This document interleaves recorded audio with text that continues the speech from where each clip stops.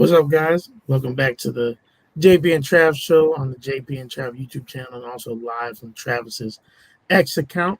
As always, it's your host with the most, JP. And to my right, you do not see my esteemed co-host yet. He's on his way in. But you do see somebody who, as we said, the past few weeks, because we've had Jay on the show a few times, we called him Cousin Jay. We call him Cousin Jay. We call you Uncle Ty. Okay. Call him Uncle Ty came back to the show because he's been on here. I mean, just a litany of times throughout the time we've been on YouTube as a platform, and so he's such a regular. He's family around here. Y'all know him. Welcome Ty Hayes to the show. Ty, how you doing, brother?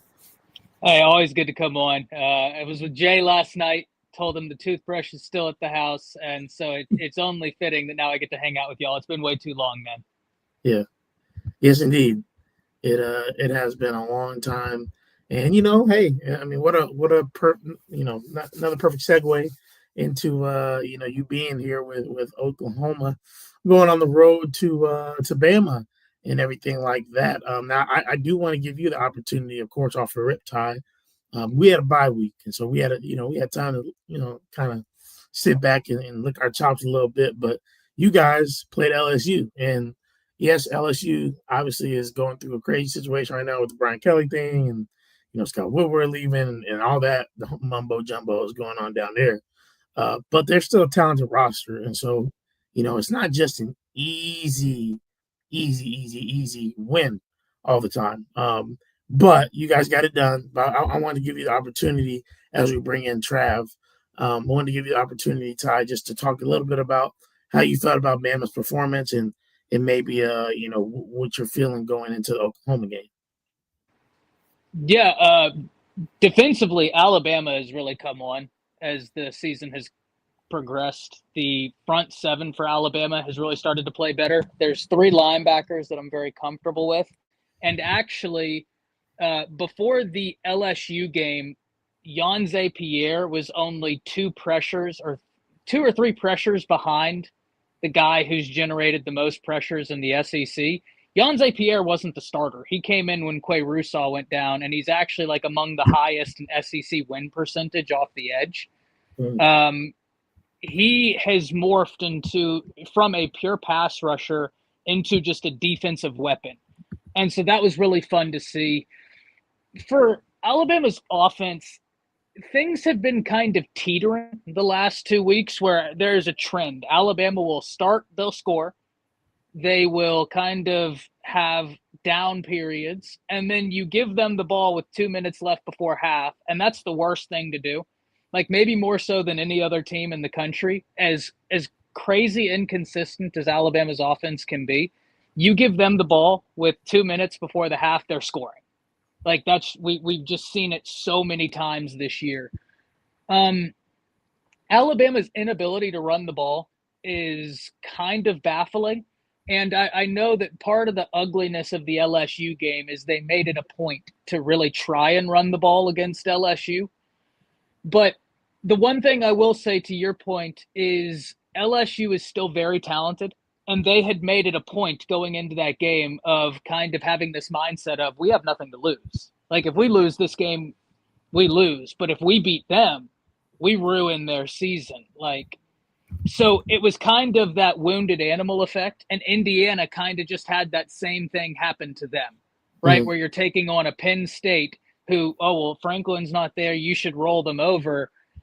And it's like you're playing a team that is just looking to punch you over and over and over again. So yeah, this is a totally different beast, right? I like LSU in pieces they have in the secondary very well. I like some of the pieces they have up front. I like Oklahoma's entire defense. And so it's just a totally different beast, the Oklahoma game as opposed to the LSU game. Yeah. Trav, I want to give you a chance to come in here, brother, and what you been up to? How you doing? Good.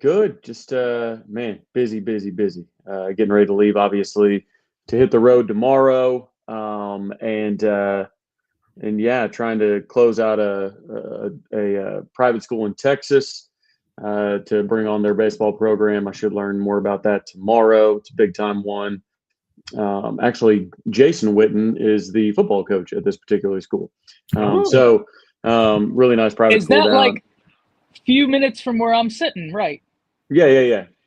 So we'll see. I think I like our prospects on that one a lot. Getting signed up for all kinds of conventions. I'm going to Columbus for the American Baseball Coaches Association show. I'm going to Kansas City for the American Volleyball Coaches Association show. I'm going all over the place. So all in the next like 6 weeks. So staying busy, but really couldn't be happier to have our brother Ty with us to talk a little Bama, Oklahoma, to see if Alabama can knock off Oklahoma from defending their Alabama state title, as they've already taken care of Auburn this year. They look to go repeat to print the shirts. So we'll see if the Tide are up to the task. Obviously, 5.5-point favorites, but I think the way a lot of the national people are coming at this, you would expect this to be like a 12-point spread, 12.5. But just the way the national people are talking about it, because I don't think the national people have watched the last few weeks. And I'm not saying that we've got Adrian Peterson in the backfield all of a sudden, but how many SEC teams have had 3 100-yard rushers at the running back position against their last 3 SEC opponents? I mean, I don't know how many they are. It feels like Le'Veon Moss is, probably one of them. It feels like I don't know, maybe Ahmad Hardy has been putting up numbers. I don't know, but the fact that Torrey Blaylock went for 100 and then Xavier's coming off back-to-back 100-yard games, I think obviously some continuity on the offensive line, and then EPL getting a little bit of nastiness in at guard. It's just been a bit of a changed unit, and I learned from Joel Klatt and Josh Pate this week, at least one friend of the show, that Oklahoma can't run the ball this year, which is, again, might have been true to start the year, but these last 3 games, they've come on nicely. Holes have opened up. Mateer is running better than he has at any point in time post-surgery. He's running with a lot more confidence. And I think what's interesting is I think a lot of the national people look at Mateer's numbers and they're like, well, his hand's clearly screwed up still or something like that because he only threw for 160 yards at Tennessee. But the thing is, like, John Mateer being healthy, when you watch him, is there zip on the ball, on the out routes, and is he running the ball with confidence? Because if he's doing that, then that's the clean bill of health I'm looking for. This guy is not going to be a guy that throws for 400 yards with a healthy hand. He just doesn't. Not in this iteration of Oklahoma's offense. So it's interesting. The national perspective is kind of all over the place, but I think Vegas knows what they're talking about. I think this one's going to be a good game. Yeah. And some time I were talking about actually off air was we were interested, specifically him. He was interested in the national media's kind of perception of this game, feeling like Alabama is going to kind of roll Oklahoma. It's easy for us, Trav, right? I feel like to, obviously defend our team a little bit and be like, hey, now, like, Bama's good, but like, we're not just going in there to get, just to lay down, we're coming to wreck some shop. And so, Ty, I mean, give us a little bit, maybe from your perspective, what worries you about Oklahoma, and then maybe we can do vice versa, kind of where we're concerned a little bit about, Bama. Yeah, I think one of the things I agree with Trav. I wish I have seen or had seen what Josh Pate has seen. I love Josh, right? Great guy, great content, the gold standard. Even Brandon Marcello was on, I forget the name of the program, Next Round, I think. And he was saying, oh, Bama fans don't need to be worried. And I was like, what have you seen that I haven't seen? And this isn't to say that I think Oklahoma is a complete team, right? Like, I do think there are ways Alabama should look to attack. I think what they need to do first and foremost is scrap what happened last year, this notion of whatever they did defensively last year, and you guys know my rant about that. You're playing a team that hasn't shown to throw the ball. So what do? You go a 3-man front. That's fantastic. Great job. Yeah, so scrap that. But I don't know what they've seen that has given them this like, oh, well, Bama's going to win by 2 scores, 10 points, 14 points. It's not, don't worry. This is a game I think is going to be very close. I said on Jay's show last night, I have Alabama 21-17. That's kind of the range I'm looking at here. I don't think this is going to be a high-scoring game. I think this is going to be a very good game. What worries me about Oklahoma is your front seven. You're very good in that front seven. Your linebackers are very good. Your defensive line, very good. Brent is an aggressive mind. It's part of the thing that I think is so fascinating about him. But this OU team, he doesn't have to be as aggressive as I think that even like Brent is, because you're so good up front that you're getting all of these pressures without even blitzing. But when you are playing someone like Ty Simpson, I'm really excited to see how he tries and confuse the look pre and post snap. Because Ty Simpson, Tennessee Aguilar might have better stats throwing the ball. Oklahoma hasn't faced a quarterback as good as Ty Simpson in terms of making NFL throws and identifying what a defense is doing. Like, go back and see what he did to Georgia. He was a step ahead of Kirby Smart the entire game in terms of diagnosing. Now you're playing another defensive guru in Brent Venables, right? If you're asking me the 2 best defensive minds in college football, I'm probably going to tell you Brent and Kirby. However you want to order them as you will. But those are the 2. That to me is the chess match. But it has to happen because Alabama doesn't run the ball very well. Alabama's defense or offensive line has got to give Ty time. And Alabama's offense has got to be very purposeful for what they do. I said this to Jay yesterday. There are ways I think you can attack Brent Venables' defense, but the hard part is in order to get to those plays, you have to have some level of foundational play calling. Brent does a great job of taking the foundation out. So you could think like, oh, there's this sequence of plays we run, and the play will run the 7th time as a slight iteration of it. That's the one that's like the knockout blow. But the problem is he's taking out the foundation so frequently that you don't get to put the roof on the house. And so this is a brilliant chess match. I can't wait. Yeah.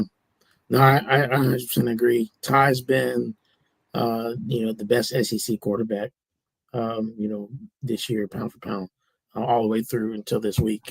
I think, obviously a lot of people are smitten with Marcel Reed and just, the athleticism that he presents. But in terms of obviously pure quarterbacking the position, Ty's been the best.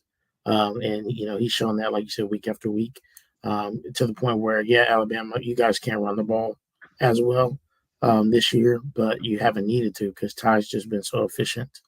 More often than not, you got playmakers out there, Ryan Williams and Jeremy Bernard and everything like that. So I know that's something that concerns me is just, can we get to you guys? Because if we don't, and he has time, I think he's going to be able to find spots, especially if we send pressure. He's pretty good against pressure. It'll be interesting to see what Brent ends up doing. But that would be my worry is I think our back end is definitely certainly not the strength of our defense, though they're not bad. Our defense, passing defense, top 10, they're good. They're good, you know what I mean? But they're not the strength. And so, if you're going to attack anywhere, that's certainly where it would be. But Trav, I'm interested to hear maybe some things that worries you about this matchup. Yeah, to me, it comes down to how quickly Ty processes defenses, because with Trinidad Chambliss, the reason we lost that game is because Oklahoma couldn't cash in their pass rush.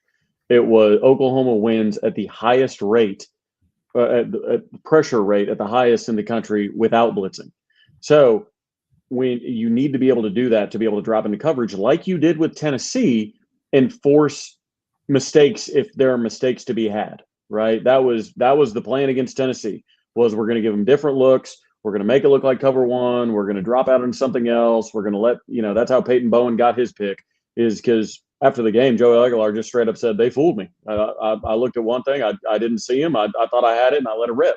So, as you go down the, our last 3 games, right, or at least our last 2 games, the Ole Miss game, Oklahoma they were a step away from Trinidad Chambliss like 10 times. He gets loose, and whether he just throws it away or completes something downfield, it doesn't matter for this argument. If he throws it away, that 2nd and 18 turns to 2nd and 10, right? That 3rd and 23 turns to 3rd and 10. Like, if you're able to move and throw the ball away when this pressure's bearing down on you and you're able to outrun our edge rushers, then you got problems, because Brent Venables often, deploys extra help to the rush. And let's be honest, a lot of these SEC wide receivers, they're getting open if you're giving them 8 seconds, 9 seconds, 10 seconds. Like, they're just getting open. So, like, with that being said, while Ty Simpson is not a mobile quarterback like Trinidad Chambliss, he's a much faster processor than Joey Aguilar.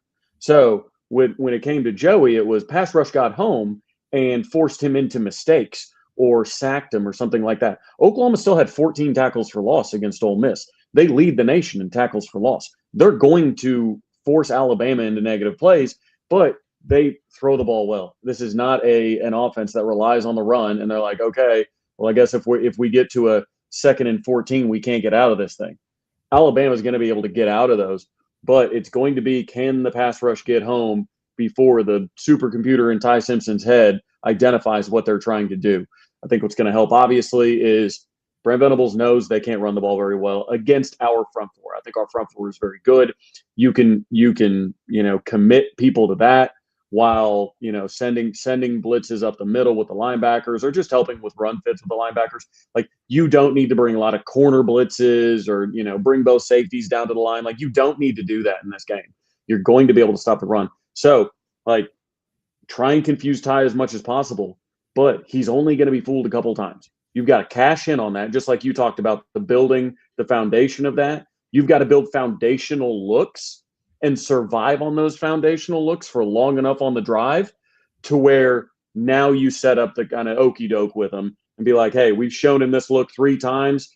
Man, we maybe bent, but we didn't break. Now's the time. Boom. Now we pull it on him. He thought he'd seen film where this guy drops. Well, he's coming this time. Or he thought this was the same in the first quarter. When this guy drops, he's coming this time. So I think that's where it comes down to, is it's pass rush just has to get home, or else Ty Simpson's going to eat you alive. Obviously, 7 of his first 7 on 3rd down against Georgia really, really set the tone in that game. Let Kirby know, look, man, like, there may be nothing we can do against this guy on 3rd down. So Oklahoma's got to take that, and Brent Venables, it's the biggest challenge of his season so far. So off of a bye week, I hope he's prepared for it, because even Ole Miss, like, I think Brent put his guys in position to succeed. It was bad penalties. It was a bad special teams turnover, right? It was some bad luck. It was guys not being able to get Trinidad Chambliss on the ground when they had him dead to rights. Like, those are not scheming issues. Like, Brent Venables schemed up a win. Ben Arbuckle schemed dudes wide open, and John just didn't hit him. So, like, the scheming of it, I'm not concerned about. It's the players have got to execute on the road in a tough environment against a roster that's more talented than theirs. Yeah, and I completely agree. It's actually, Travis, I said the same thing to Jay last night, where I was like, I don't think the thing that I think, if you're Oklahoma, if I'm Brent Venables, I'm not worried about, like, loading the box to stop the run. I'm going to go into the assumption of, like, hey, if you can run against my front four, I'll address it accordingly. But, like, you have to prove to me that you can do that. I'm not going to let you just get the ball off. It's a totally different offense too, right? This is, I think, what makes this matchup so great, is Alabama's offense is totally different than some of the pass offenses that Oklahoma has played to this point, in that it's not really predicated on the big play. Like, they're a control offense without really being able to run the football, which is really unique in the SEC, the fact that they're throwing the ball to control.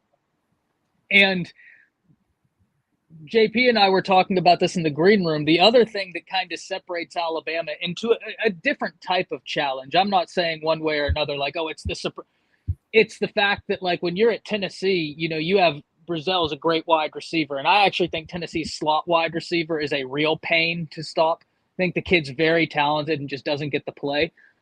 But Bama's like 4 or 5 deep in terms of threats in the receiving game. From Ryan Williams, Jeremy Bernard, Isaiah Horton, Lotzier Brooks, Rico Scott, Josh Cuevas. Like, these are all guys that are contributing at a high level. And so that's it. I'm so excited to see the schematic chess match we're going to watch. Yeah, and I think, you know, it's kind of similar. You brought up the throw to possess thing, or throw to control the clock, things like that. Oklahoma did that similarly against Tennessee.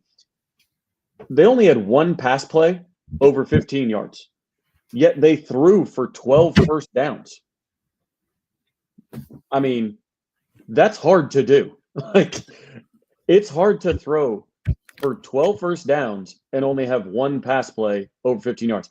That shows me that they're getting to 3rd and 4, they're getting to 3rd and 5, and they're throwing out routes, they're finding a spot in the zone. They're doing something to move the chains, and then we start over again. Because what you want to do to offenses like Ole Miss, hopefully we didn't do it all that well, obviously. With Tennessee's offense, obviously with Alabama's offense, you got to keep them off the field. Like, you have to. So, like, and you may not be predicated on the big play, but any of those playmakers can break something at any given moment. So if you don't have any help, you could be succumbing to the big play before you know it. So I think that's what's interesting is both offenses kind of throw to possess right now. Oklahoma running the ball better as late, as I mentioned, but it's really, when it comes down to it, Ben Arbuckle is thinking players, not plays. And he's like, look, I trust Isaiah Satania and I trust John Mateer to go get me a 3rd down pickup. And that's what he's doing. Yeah. I think both of you guys have made great points, valid points, all the way around. And I truly, for me, I think what it is going to come down to is coaching. As most games do, we know that. But I mean, talent wise, I think, you know, I wouldn't say that either team is necessarily, you know, Bama maybe you can say has recruited a little better throughout the years and everything like that. But I don't think you look at the teams and say, oh, there's a giant talent discrepancy or something like that. You know, I think you guys have more talented receivers than us. You know what I mean? But at the end of the day, you know, our defense is what it is. So those kind of even each other out. But what decisions do Kalen DeBoer and Brent Venables make throughout the course of the game? How do special teams factor in? And who makes the play? I think that's what it's going to come down to. Is who makes the play, whether it's an offensive play, defensive play, that shifts the game. And I think that and in Tennessee or in Neyland Stadium in Knoxville 2 weekends ago, you know, our defense made a litany of plays in the first half that allowed us to, you know, sustain some. I wouldn't say ineptness. I wouldn't go that far. I think that certainly we didn't do things we would have liked to do in the first half, but I wouldn't say it was like catastrophic. We just weren't playing well, and it allowed us to, you know, get back in the game in the second half and actually play decently. And, you know, the result was what it was. And so I think I'll be interested to see if that happens again, if our defense can make some plays. If that happens, I feel pretty good, even being at Bama. But if Ty is allowed to just throw around the yard all day, then, you know, I feel like it could be close to that line, if not a little bit more.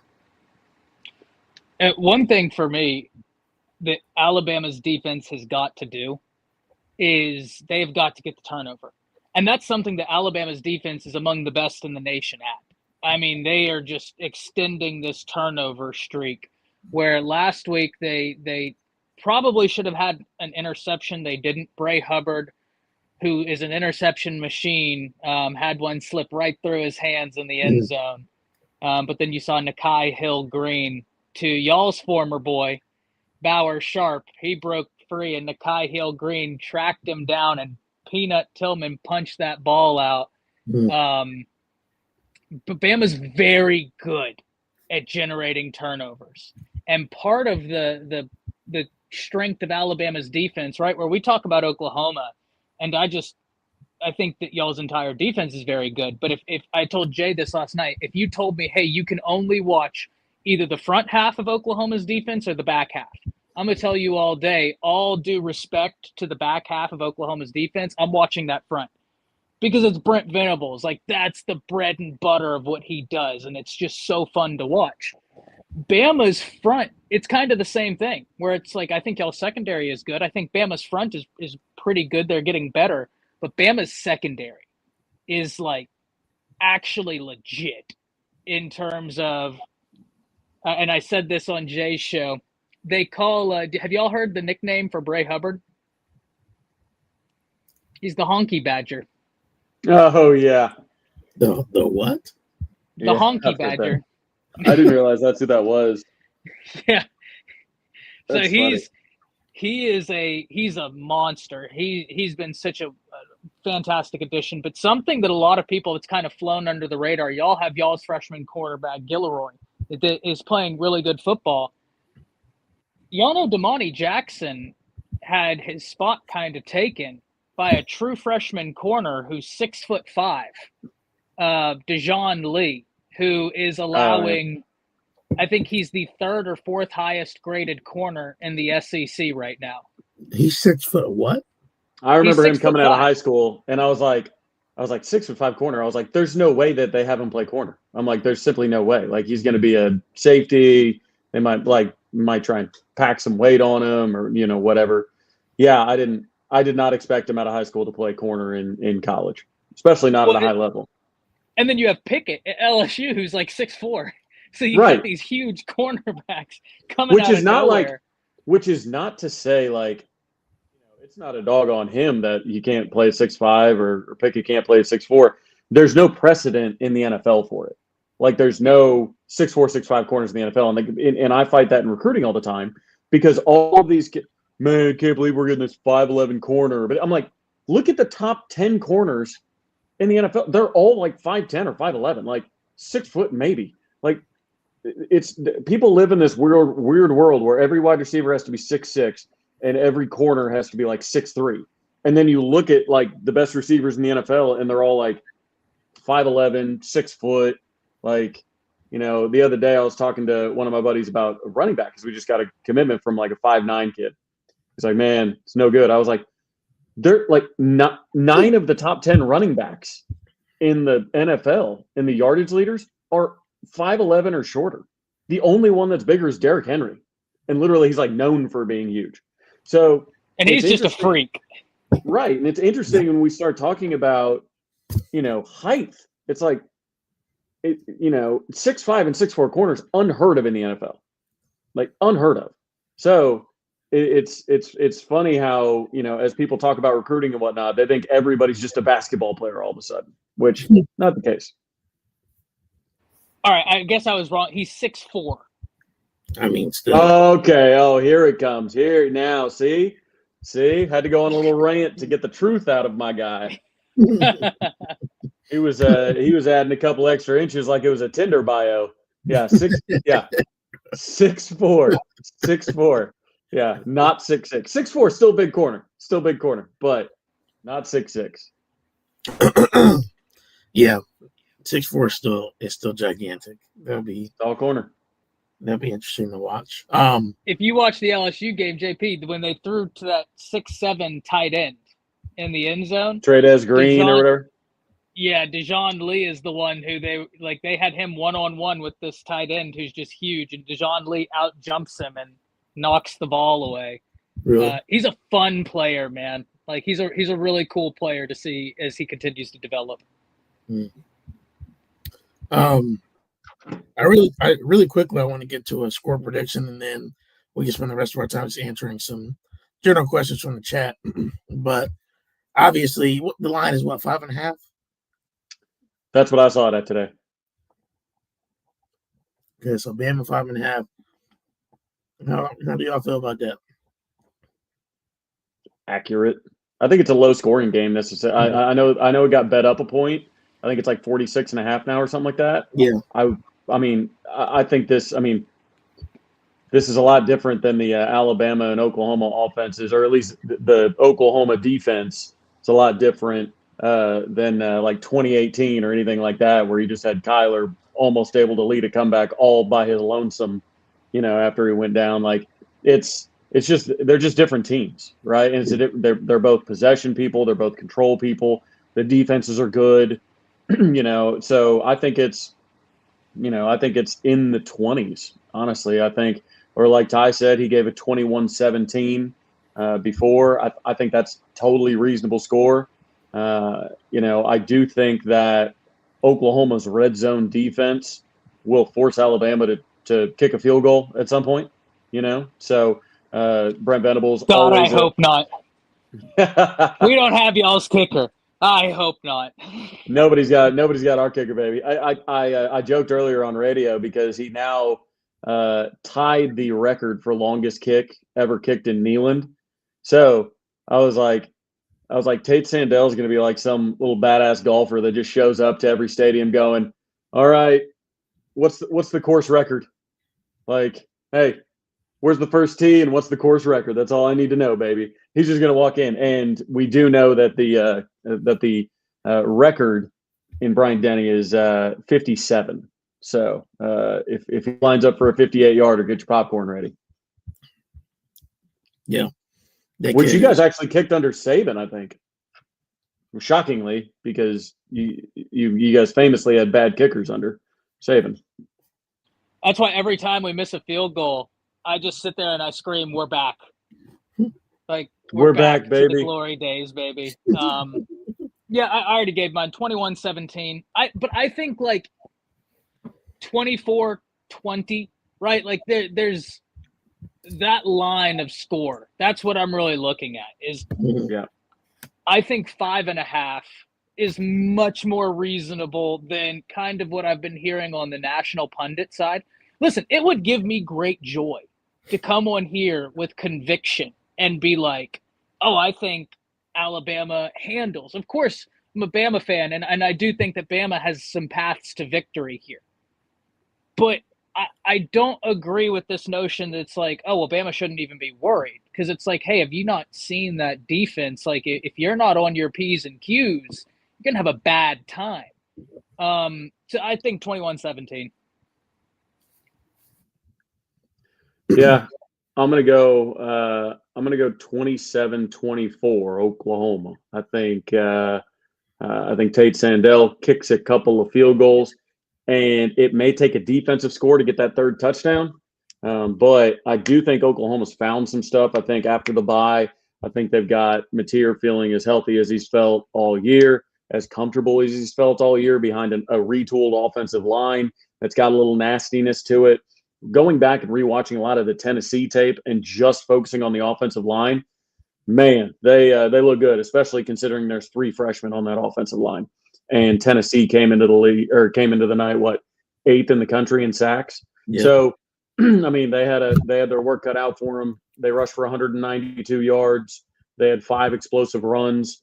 It's they did their job. So I think John Mateer's got confidence not only in his own health. He's got confidence in his receivers. He's got confidence in his backs. I think Caden Helms getting healthy has been a big deal when it comes to blocking. I think he's been a maniac blocking, been doing a really good job helping spring that run game. So I think Oklahoma's offense is peaking at the right time, maybe. Maybe it's a little bit early to be the right time, but for all intents and purposes, It's November, baby. It's mid-November. It's time to start playing your best football. So Yeah. I think Oklahoma's offense is peaking at the right time. I think I liked what I saw from Jermichael Carter getting in there, our big-bodied wide receiver. I think we'll need him. I think that again, run game, offensive line. I think everything about the offense is in better shape, and I'm interested to see what Brent can do with a one-dimensional Bama offense, even though that one dimension is extremely good at kind of offsetting a lot of his disguises. Like, you know what I mean? Like, if this were just a random air raid offense and it was like, hey, we don't run the ball, Brent would be like, oh, okay, like I get like shutout incoming. But like what Alabama's specifically good at one dimensionally is breaking those disguises, breaking those different looks, like actually not getting fooled at the line of scrimmage by Brent. So that's what I'm looking at. I think 27-24 feels high to me, but it's what I'm going with. I can see that. I mean, you said it's 46. Is that what it is right now? The over and under? 46.5, I think, last time I saw. Yeah, I was going to say 24-21. Oklahoma. I think that, like you said, Trav, Oklahoma's offense, X-Rob is peaking at the right time, and Bama knows plenty about X-Rob from last year. And so hoping that we can get if him. they go into a 3-man front, I am going to break walls. Hopefully, they do that and can get him going. But also, I think you heard Brent talk about it a little bit. I don't know if it was today or yesterday, but John Mateer's hand clearly is getting a bit better. Let me say there's more zip on the ball. And I get that people are like, hey, if he's playing, if he's out there, I don't want to hear excuses. And I don't know that it's excuses that's being said rather than just, hey, this is the facts. John's not the kid that's gonna complain and say that his hand is bothering him, which I love about him in ways, right? That he's that type of leader, right? He's not gonna make those excuses. But I think it's unrealistic to say, hey, you had hand surgery, no matter who the guy is that did it, and you're just perfect again. Like you're right back to the form that you were in. I think that's unrealistic to say that he should have been, the John Mateer that he was at the beginning, on top of the fact he also had a sprained knee. It seems like both the knee and the hand are getting a little bit back to form, back to where he was. And Ty, I talked about this on the show. Travis heard this from me before. I think I've been annoyed with some of our own fans, not necessarily the media pundits. I haven't heard this as much from them, but some of our own fans that like, oh, John's just not. He's not it. He's not that guy. He's never been, good throw to football, etc., whatever. And I was just like, I don't know, because I feel like the first 4 weeks, like he was making some high level throws, that was seen on film. You know what I mean? Now, again, like Trav said, I'm not saying he's a Ty Simpson. I'm not saying that he's a, that he's just going to go in and carve defenses up per se, but he made layered throws in the Michigan game, plenty of them. He led a game winning drive in the Auburn game, making throws that he needed to make tight window throws. And so to say he can't do it, I think is disingenuous. And I think is, not giving credence to the fact that, hey, the thumb is probably affecting him, whether he's going to say it or not. So I'm looking forward to see, obviously pieces of that too have to do with his mind. I'm not going to completely put on, like, he still shouldn't make throws that he shouldn't make. But again, your confidence gets shaken by injury no matter where it is, right? It can affect your mental no matter what body part is hurt. So I'm hoping that he is, again, continuing to ascend. We saw him get better and better in that second half against Tennessee. And with another week off, hopefully he's even better, physically. That way his mental makeup will be better. Yeah, I like kind of Travis said how he thought that there could be a defensive touchdown. I'm kind of on the same boat as him, but on the flip side of that, right, for Alabama, because Bama has been so good at baiting quarterbacks into interceptions and being able to get that ball out for fumbles that I think in this game, if I'm Kane Womack, I'm really asking my defense, I'm challenging them like, hey, we got to have the turnovers in this game. If that ball comes out, it's got to be ours. And one thing Kane does really well that I didn't really get to touch on is when he's playing a quarterback that throws a lot, he's really good at confusing them. I think the first half last year against Georgia was a great example of that, where Carson Beck was just confused at what was post snap. And so I think you have to do that against Mateer. Obviously, you got to try and stop that run game too, because I do agree with Trav that OU, if this was 3 weeks ago and people were like, "Oh, OU can't run the ball," I'd be like, "Yeah, it hasn't worked out so far," but kind of like Bama. But X-Rob's come on. Like y'all's running game has definitely been improving, and Bama's got to try and stifle that. As they should. I think they should make Mateer throw the ball. I mean, make him prove it. And what's your guys' ranking in terms of turnovers, Ty? You said. I haven't gotten a chance to check on the rankings. They're one of the best. Yeah, I know that whenever I went to watch UNT, I got to go to UNT versus USF. I was Nice. in the end zone for that game. UNT was the number 1 team in the nation in terms of turnover margin, and Bama was number 2. So they're really high, where Ty Simpson has had a couple fumbles, 1 interception, but Bama's really good at generating those turnovers on defense. Yeah, and I'm trying to think when you look at our kind of like we didn't have I don't think we had like any turnovers through. Was Kent State our first turnover that we forced? It could have been. Yeah, because we forced 2 there, but we didn't have any turnovers against Illinois State, Michigan, Temple, Auburn. We didn't have any against Texas. So that really tanked our turnover ranking. There's no digging out of that. But we forced 5 turnovers in the last 3 weeks. Mm-hmm. So, I mean, it's one of those things. Like Oklahoma's defense has been more opportunistic. I think part of that is Brent's trusting his front 4 to get pressure more and more, and he's more comfortable giving help to his secondary. And so it's funny. It's 5 turnovers in the last 3 weeks.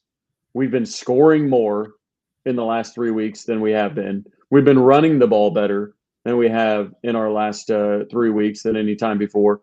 So, again, I think this Oklahoma team is getting better each week, and a lot of the statistics, like I said, run, just score in general, turnovers, all those things are pointing in that direction. And I think that's why a lot of people after the Texas game were like, bro, these people may not even make a bowl.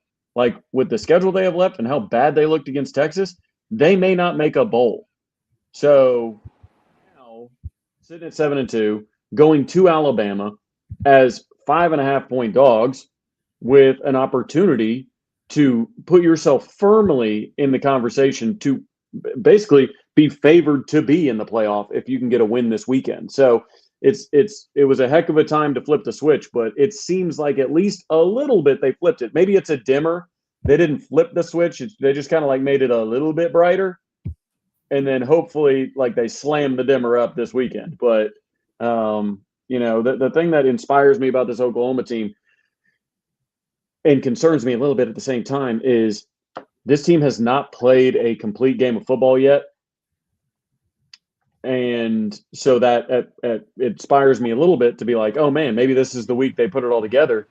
My other concern is, why have we not seen a complete game yet?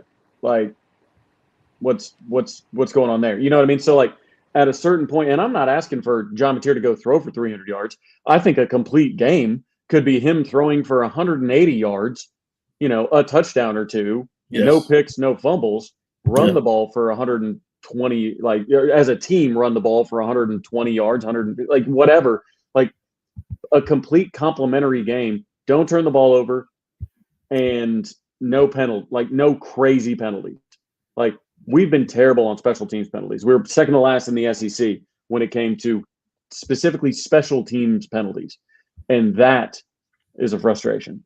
So, when you start cleaning those things up, when you hang on to the ball, ceiling's pretty high when you have a defense like Oklahoma has. They just have to stop shooting themselves in the foot. I mean, people talk about, oh, Ole Miss came in as a dog and beat us at home. Isaiah Satania, if he doesn't just inexplicably cut inside and then hurdle nobody and then put himself in harm's way and fumble, he could have just walked out of bounds and Oklahoma would have had the ball down 5 with momentum, like inside Ole Miss's 50 and late in the fourth quarter. Like that's exactly where you want to be. So, of course, that fumble happens, shoot themselves in the foot. But no, I think, again, I don't know which side of it to be. Should I be upset that we're in mid-November and they haven't put together a game yet? Or should I be excited that it is quite possible that they could eventually put together a game, theoretically? Bama's in the same boat where it's like you've seen glimpses. And that's what makes this matchup so fun, right? Like it really is such a great chess match. And this is why, and nobody knows this probably better than you two right here, and probably Jay with Unfair Sports, that, I'd obviously made content about it whenever Texas and OU came to the SEC, but then you guys I talked to y'all, right? Like I've had y'all phone conversations with y'all, I text with y'all, and we would have these conversations, and I really did believe that this was a great move, not only for OU and Texas, but for the SEC. And one of the things I told Jay last night, I was like, the thing that's different with the SEC is that if you're OU, like you're halfway through October and you've had more big games in the SEC than you had the entire year in the Big 12 in terms of like marquee matchups. But there's a reason why the SEC went out and got Texas and Oklahoma, because they added to the conference, right? Like it was a win-win. And I always was beating that drum like, hey, no, this is a beautiful thing if you're an SEC fan. Like if you're a fan of an SEC program, the league just got better by I believe, a wide margin, especially with OU fans. Forgive me. I've built up a lot of good faith with y'all. Y'all know I like Sark, right? Like y'all know I'm a big fan of what Sark is doing at Texas. I really think he steered that program into a positive direction. But likewise, y'all know I'm a big fan of Brent Venables and what he's done with y'all's program and the direction y'all are going in. So this is why you come to the SEC, and we as fans win. Whether you're a Bama fan, whether you're an OU fan, this should be a great game of schematic football at the highest levels. Yeah. I kind of said it better myself. Well put. Yeah. Go ahead, Trav. No, I was just saying, well put. I mean, and that's where, all these. It's funny when SEC fans have begun now to travel to Oklahoma, and a couple of them have, the ones that are, open to actually learning about their opponents and seeing new places and traveling to games. Then again, most people that travel to games are the good people, like are the fun ones to hang out with, are the ones that actually are not the ones just, doing whatever on Twitter, talking crap behind burners and whatnot. It's funny to watch SEC fans walk around Oklahoma and their campus and see the statues and see all that and say, oh, I didn't realize, what, that you guys had all these, legends, had all these Heismans, had all these, this, that, and the other, walking through the coaches. So it's been interesting as SEC fans travel to Oklahoma. I think they feel a lot better about us being in the conference because they start looking at the trophy cases, and outside of Alabama, there's nobody in the conference with more crowded trophy cases. Yeah. Sorry, Kirby. Kirby had a Kirbyism. He's been, ever since Ty mentioned his favorite player, Bauer Sharp. He's been, he's just trying to impress him. He loves Bauer Sharp. Ty, you remember how much he loves Bauer Sharp? Big fan. Says he looks so athletic in everything he does. Even fumbling, he looks athletic. I'm not sure whether Kirby just loved Bauer Sharp, or if it was a trickle-down effect of him just playing under Kirby's favorite coach, Joe John Finley. Joe John Finley, I mean, we all get our shots in at Joe John, especially when he's the play caller. Kirby would not stop defending that brother. So, I think Kirby was the one behind his promotion and raise. Yeah. So, we personally gave the money. That's what I heard. Yeah. Anyways.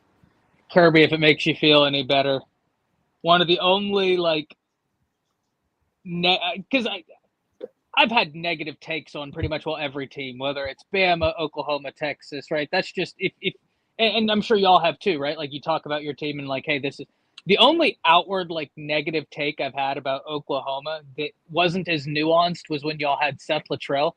And I remember before that season started, I was like, I know that there's a lot of people upping Seth Luttrell. I was at UNT, and it's one of the only times I've walked out of a football game at halftime because it was the worst football I'd ever seen, just so undisciplined.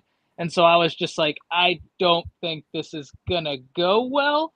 But that's also why I'm happy that y'all got Ben Arbuckle, because I think that Ben Arbuckle is going to be a rising name in this industry in the next few years. The good thing for y'all, I think it's going to be a few years. So you're going to have him for a few more years because he's young. He's 30 years old. And I did see some crazy. I did see some people kind of confused. Kane Walmick had a soundbite that people were questioning whenever he was like, "Oh yeah, the last time we played Ben Arbuckle, we got our ass kicked." Excuse my French. And people were quoting it with question marks because they thought that he was referring to last year. But no, he's talking about 2022 in the New Orleans Bowl when Ben Arbuckle was at WKU and Kane was at South Alabama, and Western Kentucky slaughtered them. Back with Austin Reed. It slaughtered them. That's what he was talking about. Yeah. Yeah, let's see. Because didn't Austin Reed throw for 1 billion yards in that game? They beat him by 20. I think it was more than 20. It was 42-10. No, this says 44-23. Oh, was it? I didn't know he had. I didn't remember they had 23 points. Yeah, Austin Reed threw for 497 and 4 touchdowns. Oh my. Yeah. Yeah. When people talk about quarterback development and whatnot, Arbuckle's got some crazy dudes back there. You start talking about Bailey Zappi and Austin Reed and Cam Ward and now Mateer, if Mateer can develop a deep ball and maybe get some new contacts, we're gonna be cooking. We're gonna be cooking next year. Well, here's a, and then I'm so sorry to derail this, but here's a kind of a fun one for you as well. A little connection that I haven't seen anybody talking about. You know that he was co-offensive coordinator or passing game. He was some coordinator that year with Bailey Zappi. You know who was the main play caller? They shared the duty. It was Brian Ellis, who's now at Alabama.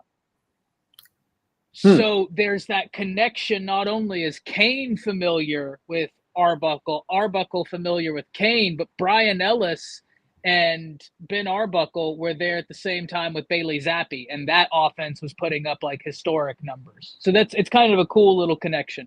Well, I hope they both think that Mateer is going to throw it 55 times. Go ahead and sell out on that. We'll bring back last year's game plan. Yeah. Drop 3. Please no. Yeah, Russ 3, drop 8, man. Like you're Matt Campbell. Please. Oklahoma City Thunder are on the second night of a back-to-back. They disposed of the Golden State Warriors last night. They were up by 35 at one point. Wasn't close. Dang. Second night of a back-to-back. They've got the Los Angeles Lakers and the Fighting Luka Doncic's. And they're up 45-25 midway through the second. So they still don't have J-Dub. They still don't have Lou Dort. They still don't have Aaron Wiggins. They still don't have Kendrick Williams. They still don't have a lot of these guys. So, but still just belt straight to the Lakers. Kirby's Lakers. Down 20 in the second quarter. Man. B-Man asked, do you guys think that Arbuckle and Mateer got their groove back from third and 17 pickup on? That's when when John ran basically for, I think it was like 20 yards. I mean, I felt like John certainly maybe got his mojo back. I don't think that had anything to do with Arbuckle. I know he called the quarterback draw, but I mean, it's just execution. We've been talking about on the tape. There's been guys running open. I don't think the Arbuckle's not scheming stuff up. It's just whether John's seeing it or not, or getting in a rhythm or not, right? So, I mean, yeah, I feel like obviously the two of them together felt like, you know, as we went on in the second half, that Mateer started to feel it a little bit. Yeah, I mean, I think to me it's obvious. And that's why I said earlier, it's like when people think about the health of the hand, they're like, is the guy throwing for 350 yards? No? Okay, then his hand's not healthy yet. Really, when you look at Mateer, he's got to run with confidence. He's got to be decisive. He's got to be okay. You know, and honestly, our run blocking helps a lot with that. Xavier Robinson's a good run blocker. Caden Helms is a good run blocker. Carson Kent's a good run blocker. Torrey Blaylock's a good run blocker. Like, our offensive line is playing well in the run blocking. So he's starting to have confidence not only in his own body, but I think just with the entire offense in the whole. So I think that shows his health, his confidence, his trust in everybody else around him.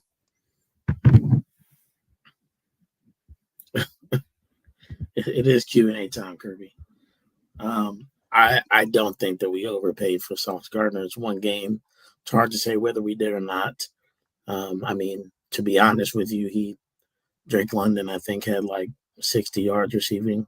It's not like he went off or something like that. And Sauce about had a pick. So this is after, being with the team for less than 48 hours and then flying to Germany. So, I mean, I'm okay. Why don't y'all worry? You know what? I'm not going to say it because Trav's my brother. And, I'm not, if it was just Kirby, I'd say it to him, but I'm not going to say it because of Trav, because of my respect. So hey, wait, where? Hey, you can't tell me nothing. One of my professional teams is currently world champion. And we're not talking about that. We're not. No. Did it by going through your Pacers. We're not talking. We can talk pro sports all day. Hey, you want to talk about pro sports? We can talk about pro sports. Go ahead. We're not talking about basketball. We're not. We're talking. Don't say anything mean about the Vikings. I'm already depressed. Yeah, exactly. Don't be coming after the Vikings. Ty, you're also a Vikings. Oh, okay. That's right. So hey. Let me just say this. I told this man right here, him. I told him that y'all should have kept Sam Darnold. I'm just being. That's still not proven accurate though. What? The Seahawks are one of the best teams in the league, dog. Yeah, you know how much you'd have to pay Sam Darnold to come back? We would not be able to afford all these other pieces. We had to pay JJ. We had to pay no, you're not going to break Sam Darnold off all of a sudden. Because he had one good year in your system, you eventually need to draft a quarterback. So we're not getting into this discussion. My world champs are up 25 on the Lakers right now. So oh my gosh. So we about to wrap this in 1 minute. So I'm gonna go watch that. We're 1-10. And we're currently 1-10. So that's fun. And we might have a better draft pick than y'all too. I'll be Sam Presti's a wizard. It will not be because Jaden is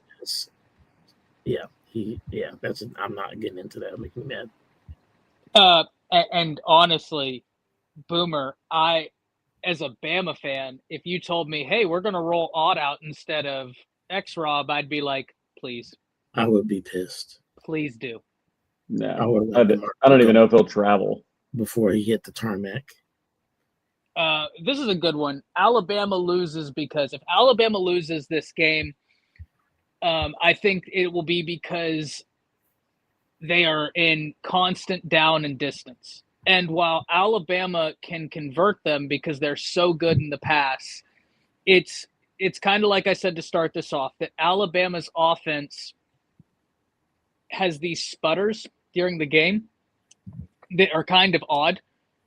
Just because when you look at how efficient they are, if Alabama's offensive line can't keep Ty Simpson upright, and in the pocket, I think that's going to be the biggest determinant for Alabama is if they're able to stay in second and manageable. Because third down is important, but if they're in like third down and 5, third down and 6 for the way Alabama plays offense, that's very convertible because of the way they do things.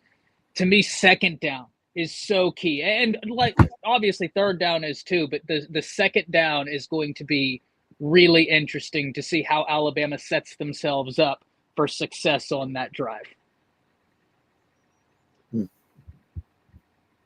Yeah, the same question was asked of us. I think if Oklahoma loses, it is because of self-inflicted errors, the penalties and turnovers. I think that's what it's going to be. I think Oklahoma's defense can hang with any offense, even Alabama's, even Ty Simpson, even Kalen DeBoer, even Ryan Grubb. I think they can hang.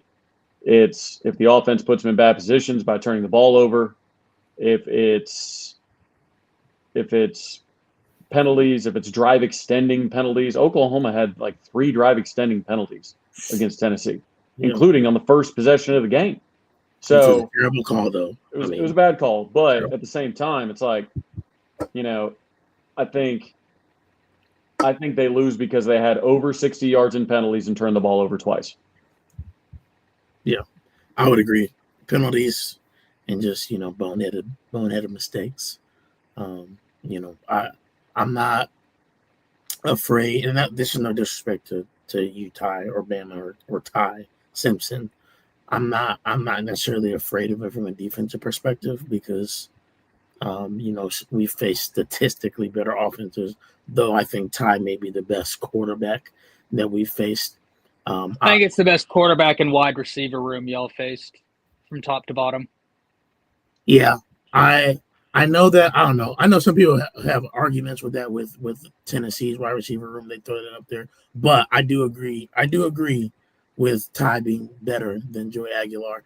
The one thing I'm a little bit not concerned about is just his mobility. And Ty's not that Ty's not mobile, because he is, but like what Chambliss did to us against Ole Miss, like Ty's not doing a bunch of that, in my opinion.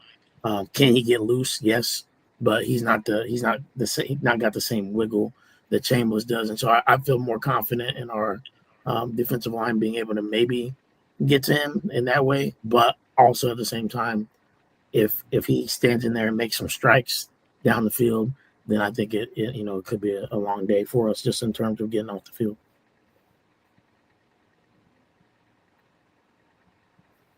Well, there you go.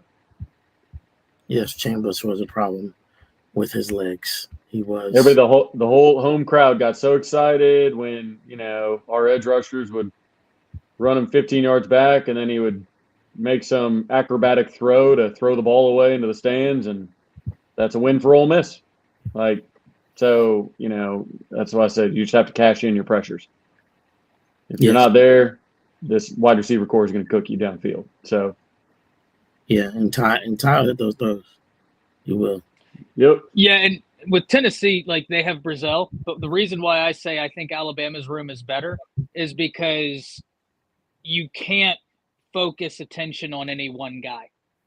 Because if you focus on Ryan Williams, Jeremy, Isaiah Horton, and Lotzier Brooks are going to cook you. And that to me is where Alabama's wide receiver room is different than Tennessee's, is that they can legitimately go 5 wide. And as a defense, you're looking and like, okay, that's a lot to cover. The X factor in this game for me, for Alabama's offense, I said it on Jay's show, is Lotzier Brooks, number 17, true freshman, who is really, really good.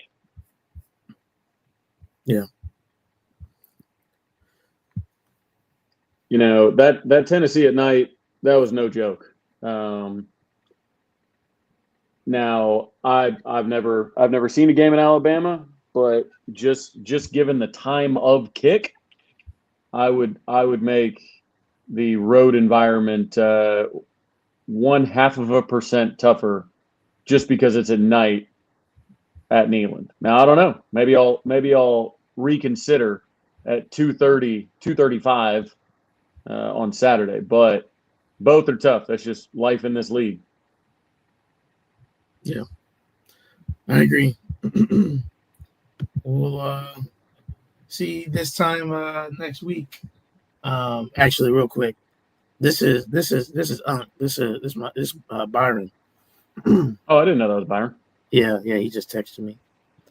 Yeah, Williams has had some drops, but I think that it's not as I've never been as worried about it as other people, just from the standpoint of when you can do what he can do with the ball in his hands.